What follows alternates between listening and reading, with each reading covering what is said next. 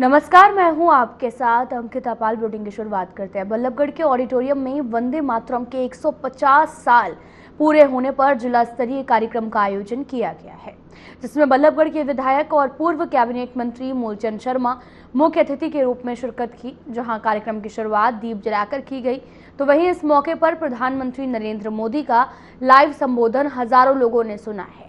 इस दौरान कार्यक्रम में देशभक्ति के गीतों से ओतप्रोत सांस्कृतिक प्रस्तुतियों ने सभी को देशभक्ति के रस में डुबो दिया। वहीं विधायक मूलचंद शर्मा ने कहा कि इस ऐतिहासिक दिन को पूरे देश में गर्व और उल्लास के साथ मनाया जा रहा। इस प्रकार के कार्यक्रम में युवाओं में देशभक्ति की भावना जागृत होती है।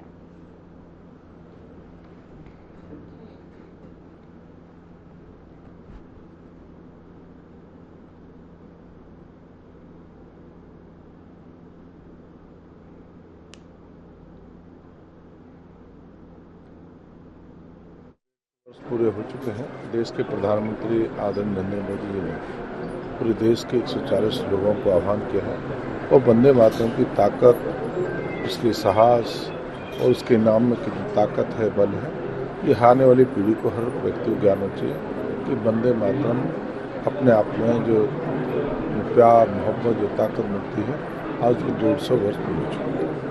युवाओं के लिए क्या संदेश देना चाहिए? वंदे मातरम ये 150 वर्ष पूरा हुआ है इसमें। नौजवान सबके लिए जो वंदे मातरम से जो उनकी ताकत एहसास कराता है और देश की ताकत का एहसास करता है, आने वाली पीढ़ी को इससे ज्ञान लेना चाहिए।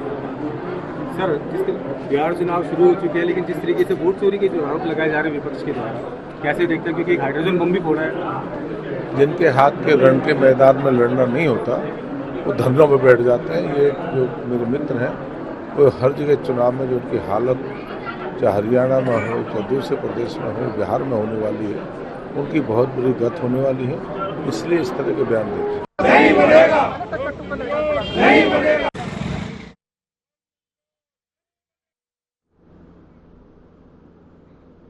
यमुनानगर के गुरु गोरखनाथ राजकीय महाविद्यालय में राष्ट्रीय गीत वंदे मातरम के 150 साल पूरे होने के उपलक्ष्य में जिला स्तरीय स्मरण उत्सव आयोजित किया गया।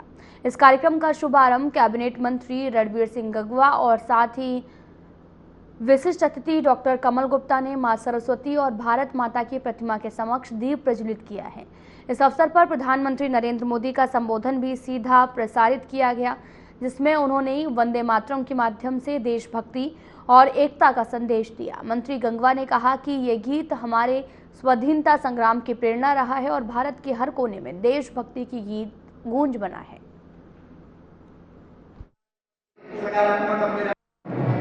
आदरणीय मोदी जी का हम धन्यवाद करते हैं और हरियाणा में यशस्वी मुख्यमंत्री श्री नायब सिंह जी का भी हम धन्यवाद करते हैं कि ये हरियाणा में और न केवल हरियाणा में बल्कि पूरे देश में आज इसकी 150वीं वर्षगांठ मनाई जा रही है। वर्षगांठ तो 100वें वर्ष में भी आई थी, लेकिन 100वें वर्ष में किसने याद किया?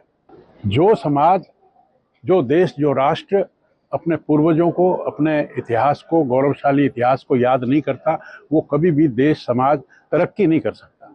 तो मैं पुनः आप सबको भी, हिसार की जनता को, और आज हिसार प्रशासन ने बड़े अच्छे से इसको मनाया, मैं सबको बधाई देता हूँ, सबका अभिनंदन करता हूँ। धन्यवाद। कि वंदे मातरम के 150 साल पूरे हुए हैं और उसका आज उत्सव पूरे भारतवर्ष के अंदर मनाया जा रहा है। वंदे मातरम श्री बंकिम चंद्र चट्टोपाध्याय जी ने 7 नवंबर 1875 को लिखा था। और जो वंदे मातरम केवल एक गीत ही नहीं, एक कविता ही नहीं, बल्कि ये ऐसे शब्द हैं जो हमारे अंदर ऊर्जा का संचार पैदा करते हैं। ये वंदे मातरम के नारे लगाते हुए हमारे बहुत से वीर जवानों ने इस देश को आज़ादी के लिए अपना सब कुछ न्यौछावर करने का काम किया। आज भी जब हमारे सैनिक बॉर्डर पे जाते हैं और कोई भी बात होती है तो वंदे मातरम के नारे लगा करके उस बॉर्डर की रक्षा करने का काम करते हैं। हमारे बहुत से पुराने समय के अंदर इस वंदे मातरम को भी बीच से काटा गया और पुरानी की सरकारों के अंदर इसको कभी भी इस तरीके के उत्सव मनाने का काम नहीं किया। और आज हमें इस बात की खुशी है कि हमारा नेतृत्व आदरणीय नरेंद्र मोदी जी के रूप में ऐसा नेतृत्व है जो इस तरीके की जो देशभक्ति की चीजें हैं, जिससे एक ऊर्जा का संचार आता है, इन चीजों को भी मनाने का काम आज किया है। आज पूरे 150 साल हुए हैं। मैं सभी देशवासियों को इस 150 साल पूरे होने पे, आज इस उत्सव मनाने पर बहुत बहुत सबको बधाई देता हूं, बहुत बहुत हार्दिक शुभकामनाएं देता हूं।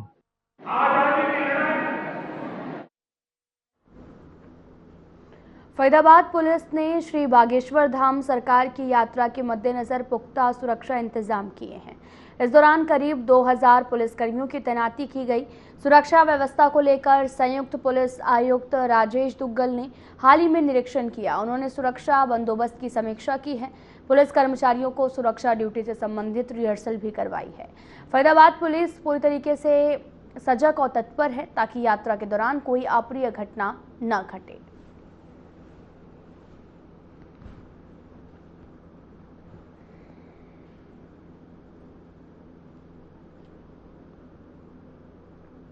नारनौल में पूर्व आईएएस अधिकारी अनीता यादव के भाई और पूर्व जीएम लाजपत यादव का 2000 गज में बना हुआ मॉल को नगर परिषद ने सील कर दिया है। पूर्व जीएम ने सीलिंग की इस कार्रवाई पर सवाल उठाते हुए कहा कि ये राजनीति दबाव से हो रही है, जबकि उन्होंने कोर्ट से स्टे ली हुई है। नारनौल शहर के महेंद्रगढ़ रोड पर बने नए मॉल को नगर परिषद की टीम ने बिना CLU के निर्माण करने पर सील कर दिया है। नगर परिषद की टीम दोपहर 2 बजे के बाद में मॉल में पहुंची, जिसके बाद टीम ने सीलिंग की कार्रवाई शुरू की। वहीं इस मॉल में करीब 200 वर्कर काम कर रहे थे, जिसके कारण सीलिंग होने पर सभी को छुट्टी कर दी गई और अब इनके रोजगार पर संकट है।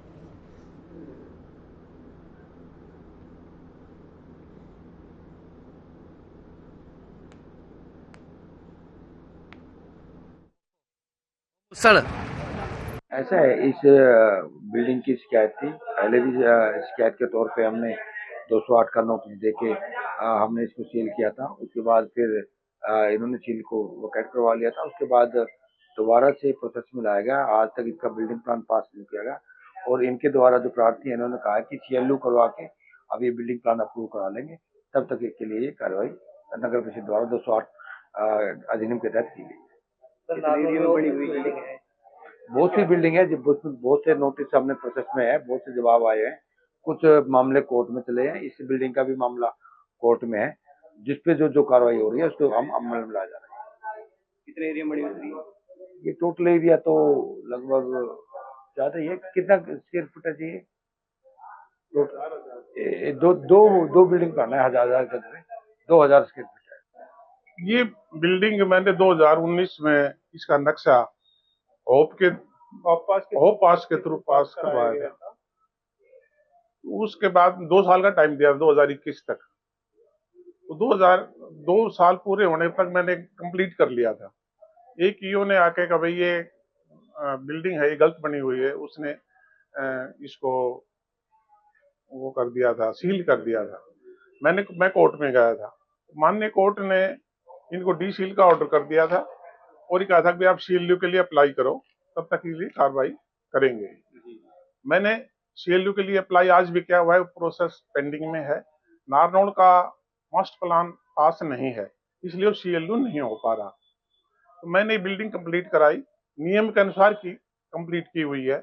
जैसा इसका मैंने कंप्लीशन सर्टिफिकेट भी आर्किटेक्ट से कंप्लीशन सर्टिफिकेट भी लिया हुआ है और उसकी जो नेसेसरी जो डॉक्यूमेंट्स हैं वो सारे लिए हुए हैं। 5 साल के बाद अब कमेटी ने दोबारा मेरे को 2025 में नोटिस दिया। मैंने उसका प्रॉपर जवाब दे दिया। अभी ये है, हमारा कोर्ट में भी केस है, कोर्ट के द्वारा फिर स्टे हमें मिल गया। स्टे की कॉपी मेरे पास आज भी है। और उसके बाद इन्होंने स्टे के अंदर ही दोबारा मेरे को नोटिस दिया। मैंने उस नोटिस का जवाब देते हुए इसको ऑटो कंटेम्प्ट भी डाल दिया। आज इसकी तारीख है, लंच के बाद तारीख लगी हुई है।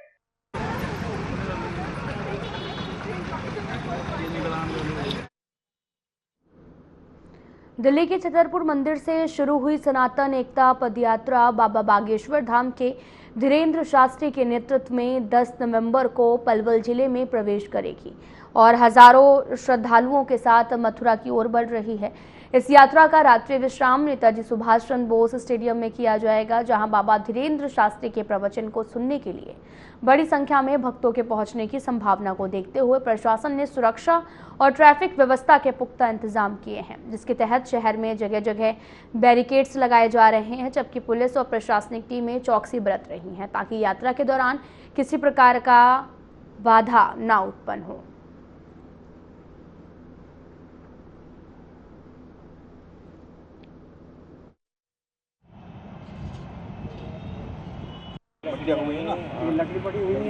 यात्रा को लेकर अब तमाम तैयारियां जगह जगह शुरू हो चुकी हैं और वहीं आपको बता देते हैं कि दिल्ली में आज बाबा बागेश्वर धाम के शास्त्री धीरेन्द्र शास्त्री की ओर से जो पदयात्रा आरंभ हो रही है, पूरे हिंदुस्तान में एक नया संदेश दिया जा रहा है कि हिंदुत्व को बढ़ाना है और सबसे ज़्यादा कि हिंदू राष्ट्र घोषित करवाने को लेकर तमाम अब उनके साथ लाखों लोग भी, यूँ कहें कि हिंदुस्तान के तमाम करोड़ों लोग भी उनके साथ जुड़ते चले जा रहे हैं। तो उसी को लेकर अब तमाम तैयारियां पलवल जिले में शुरू हो चुकी है और उसको लेकर यात्रा जो है दिल्ली के छतरपुर मंदिर माता कात्यायनी के मंदिर से शुरू की जा चुकी है।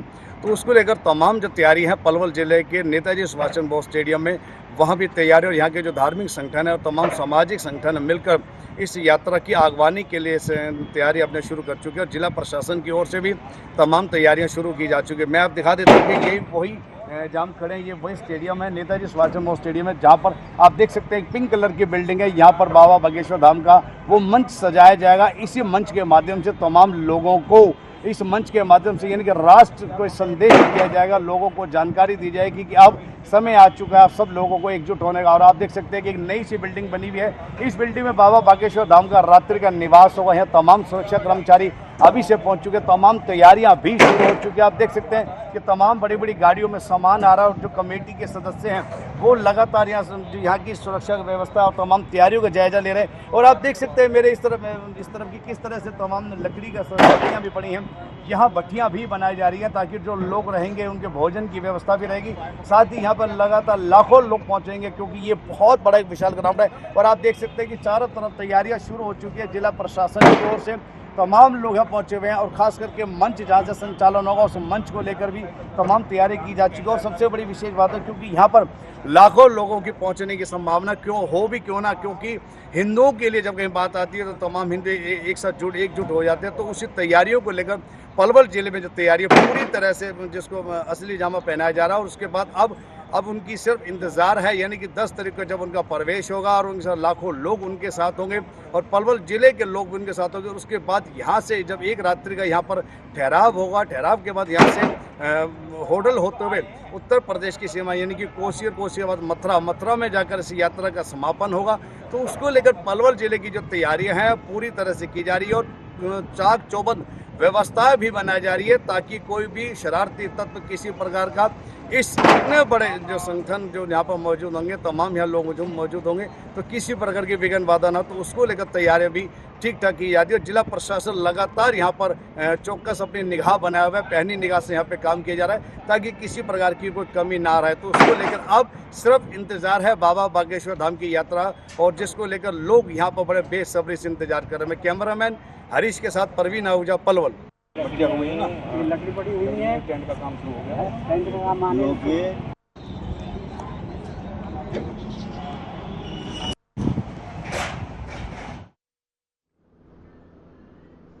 फरीदाबाद के सेक्टर 6 स्थित एक निजी कंपनी पर सीएम फ्लाइंग की टीम ने बड़ी कार्रवाई की है। कंपनी में प्रदूषण नियंत्रण नियमों के उल्लंघन की शिकायत मिली थी। मौके पर पहुंची टीम ने पॉल्यूशन विभाग के अधिकारियों के साथ मिलकर फैक्ट्री की जांच की। जांच के दौरान न सिर्फ पॉल्यूशन से जुड़ी गड़बड़ियां सामने आई बल्कि कंपनी के पास रजिस्ट्रेशन और जीएसटी नंबर भी नहीं मिला। सीएम फ्लाइंग के डीएसपी जाकिर हुसैन ने बताया कि सूचना मिलने के बाद जब टीम मौके पर पहुंची तो पाया गया कि फैक्ट्री अवैध रूप से चलाई जा रही है। पॉल्यूशन से लेकर दस्तावेजों में भारी अनियमितताएं मिली हैं। फिलहाल फैक्ट्री के खिलाफ आवश्यक कानूनी कार्रवाई की जा रही है।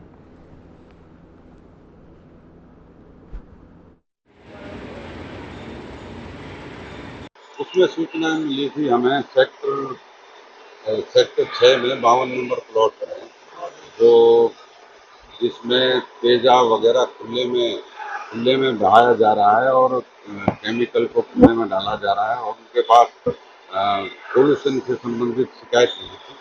जो इस संबंध में हम आए यहाँ पर और पोल्यूशन टीम के साथ लेकर, तो उसके बाद यहाँ मौके पर वो सारी चीज़ें मिली हैं जो अपना ये रजिस्ट्रेशन वगैरह भी पेश नहीं कर पाए हैं और ये खुले में केमिकल वगैरह डाला जा रहा है जिससे ना उसका इंतजाम है, ना एयर पोल्यूशन का इंतजाम है।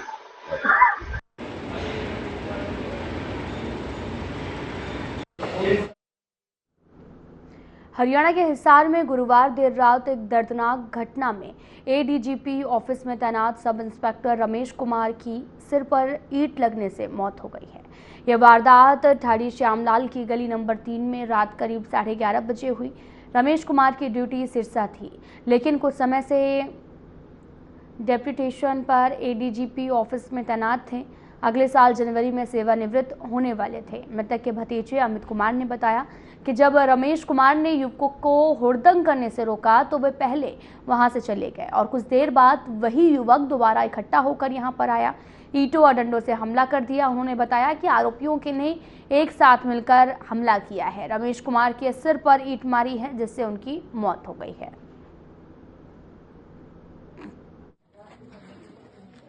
वो यहाँ पे चौक पे जी गाड़ियाँ बक रहे थे जी। मैं घर पे सोया हुआ था जी, मेरे को सुनी जी जैसे मोहल्ले का आदमी था जी, हम सत्य जी कह दे भाई गाड़ी गुड़ी मत बको, बहन माँ बहन है जी सबकी यहाँ पे, तो भाई गाड़ी गुड़ी मत बको जी। वो बोला तू कौन है यहाँ पे, ऐसे ही बकेंगे हम तो, क्या कर लोगे जी। फिर हम वे यहाँ से जी चले गए जी कह के, बोले देख लेंगे तुमको जी। फिर 10-15 मिनट बाद आए जी, इकट्ठे हो गए जी। कम से कम 10 से 10 जने थे। वहाँ से ईंटें उठा के जी और वहाँ से बरसाने लग गए जी यहाँ पे चाचा के। तो बरसा के ही वो चाचा जी निकले जी, हमारे साथ थोड़ी सी मारपीट करी जी उन्होंने। फिर इधर से चाचा भी निकल गए थे, इधर से वो निकल गए जी। फिर उन्होंने जी थानेदार है इसको देखते हैं पहले तो, ये पुलिस वाला इसको देखते हैं थानेदार को पहले तो। फिर जी वो इधर आ गए जी, चाचा के जी ईंट मारी सिर में सीधी। फिर वो जी इधर से हम उधर से आने लगे, तो फिर देख के चाचा वो इधर से भाग गए जी। ठीक है, तो नमस्कार सभी को। तो जैसा कि अभी आप लोगों को पता है कि कल रात एक वारदात हुई एसटीएम थाने में। तो सब इंस्पेक्टर रमेश जो सिरसा के में इनकी पोस्टिंग है, बट वो आईजी ऑफिस में यहाँ पे डेपुटेशन पे थे और वहाँ पे कंप्लेंट ब्रांच में पोस्टेड थे। तो उनका लड़ाई झगड़े में मर्डर हो गया। तो वो अपने घर पे थे जब कुछ लोग जो हुड़दंग लोग हैं उनके दूर के रिश्तेदारी में ही पड़ते हैं वो, बट वो शराब पी के हुड़दंगबाजी कर रहे थे। तो इन्होंने इसको टोका, ये और इनके भतीजे वहाँ पे अमित मौके पे मौजूद थे। इन्होंने उनको टोका तो उस समय तो वो चले गए, बट वो 10-15-20 और लड़के इकट्ठा करके लेकर आए और इन पे वहाँ पे आप जैसे गली में जाओगे तो वहाँ काफ़ी सारे कंस्ट्रक्शन मटेरियल रखे हुए हैं, तो उसको उठा के और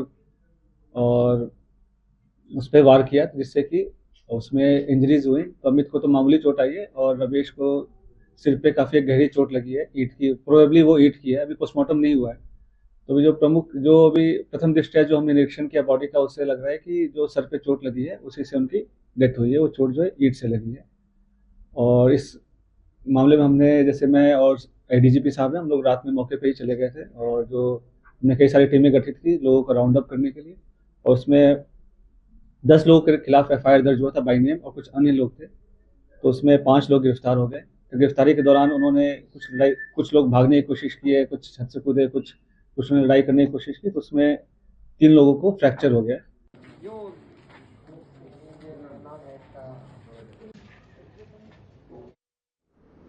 यमुनानगर पुलिस ने नशा तस्करों के खिलाफ बड़ी कार्रवाई करते हुए 1 किलो 103 ग्राम हेरोइन बरामद की है।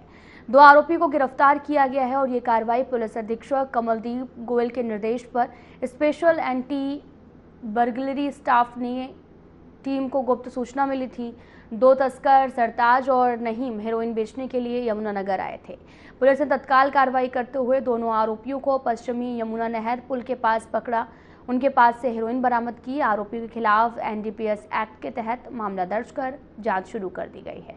एडिशनल एसपी अमरिंदर सिंह ने कहा कि जिले में नशे के खिलाफ सख्त कार्रवाई जारी रहेगी, तस्करों को बख्शा नहीं जाएगा।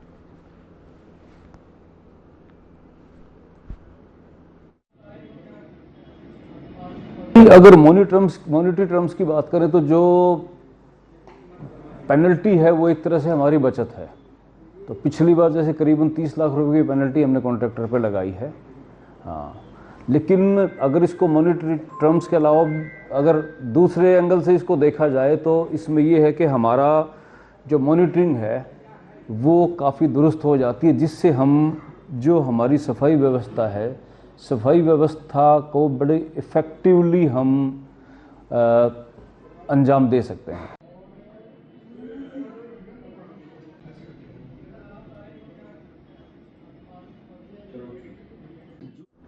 रेवाड़ी जिले के औद्योगिक क्षेत्र बावल स्थित तिरुपति ट्रेडिंग कंपनी में शॉर्ट सर्किट के कारण भीषण आग लग गई है, जिससे कंपनी के 2 ऑफिस, सिक्योरिटी रूम और रॉ मटेरियल सहित 3 शेड जलकर राख हो गई। सूचना मिलते ही दमकल विभाग की 4 गाड़ियां मौके पर पहुंची। कड़ी मशक्कत के बाद आग पर काबू पाया गया। इस आगजनी में करीब 8 लाख रुपए का सामान जलकर नष्ट हो गया है, लेकिन गनीमत ये रही कि समय रहते आग पर काबू पा लिया गया, जिससे आसपास की अन्य कंपनियों को नुकसान होने से बच गया है।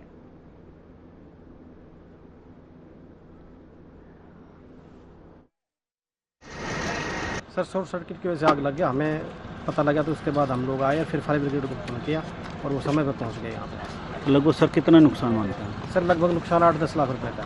तो क्या क्या जला सर? तो इसमें सर ऑफिस, हमारे 2 ऑफिस जले हैं, किचन है, लाइट है, बाथरूम है, सेफ्टी सिक्योरिटी रूम है हमारा, प्लस में फ्रंट का जितना भी प्रीमिसेस है उसकी टीम वगैरह ये सब चली है सर। अगर सर समय से फायर ब्रिगेड पहुँच गई है? हाँ, समय से सर पहुँच गई थी फायर ब्रिगेड, 15 मिनट के अंदर पहुँच गई तो हमने फ़ोन किया। आधा ही लेट हो जाती तो नुकसान? सर बहुत ज़्यादा नुकसान था, अंदर काफ़ी मटेरियल था, इसके अंदर काफ़ी नुकसान होता है। तो लगभग कितनी गाड़ियाँ पहुँची?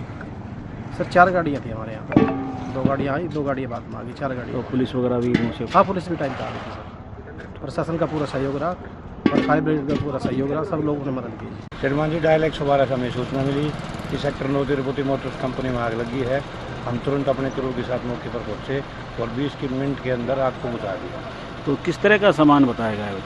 सामान में प्लास्टिक के ड्रम वगैरह थे और कोई मोबाइल का पैड वगैरह की वेयर हाउस था।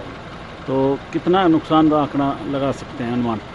सर नुकसान का आंकड़ा तो मालिक ही बताएंगे, बाकी हमें आग को बुझा दिया है, वो बाद में आंकलन करेंगे कितना क्या हुआ। तो आग लगने का कारण? आग लगने का कारण फिलहाल तो पता नहीं, बता रहे हैं शॉर्ट सर्किट है, पुणे से शुरू हुआ है।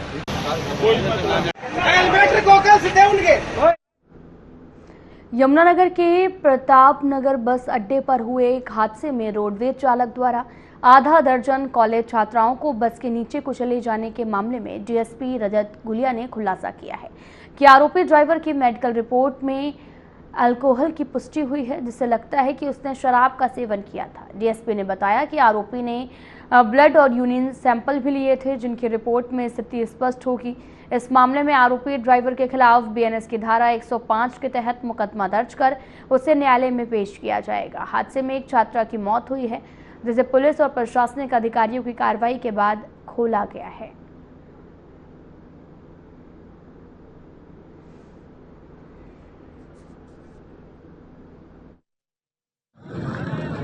एक्सीडेंट हुआ था खिजराबाद बस स्टैंड पे सुबह, तो उसमें अनफॉर्चुनेटली एक युवती शी पास्ड अवे और 5 विक्टिम्स और थे, जिनमें से 2 लोगों को फ्रैक्चर है, 3 लोग अभी भी टोटल हॉस्पिटल में एडमिट हैं। तो उस संबंध में जब ड्राइवर को राउंड अप करके मेडिकल कराने लेके गए थे तो मेडिकल में डॉक्टर द्वारा यह अंकित करा गया है कि alcohol like smell is coming out from every breath. तो उसके बाद उनका ब्लड टेस्ट भी कराया गया और यूरिन सैंपल भी लिया गया है।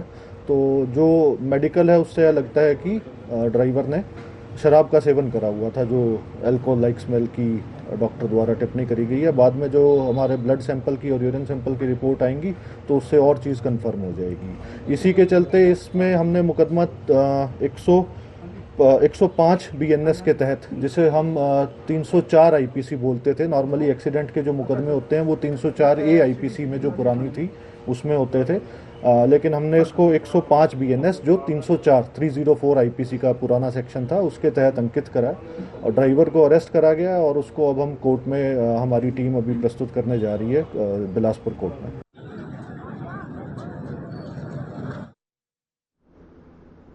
हरियाणा के रेवाड़ी में पुलिस ने स्पा सेंटर के नाम पर चल रहे देह व्यापार के धंधे पर कार्रवाई करते हुए कसौला चौक स्थित हंस रिजॉर्ट में रेड की है। पुलिस को लगातार मिल रही शिकायतों के बाद में एक डिकॉय ग्राहक भेजकर इस रैकेट का पर्दाफाश किया गया। साथ ही 9 युवतियां, कुछ ग्राहक और सेंटर के मैनेजर को हिरासत में लिया गया, जिस पर जानकारी देते हुए पुलिस उपाधीक्षक डॉक्टर रविंद्र कुमार ने बताया कि पुलिस को लंबे समय से इस तरह की गतिविधियों की शिकायत मिल रही थी।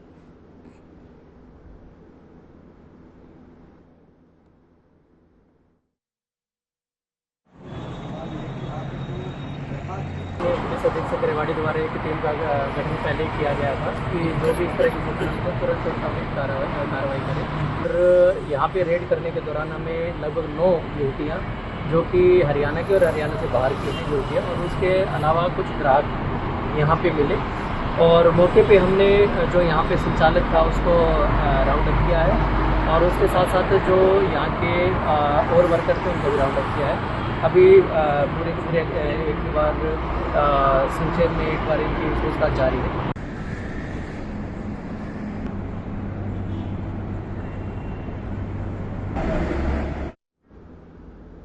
फिलहाल बुलेटिन में इतना ही। नमस्कार।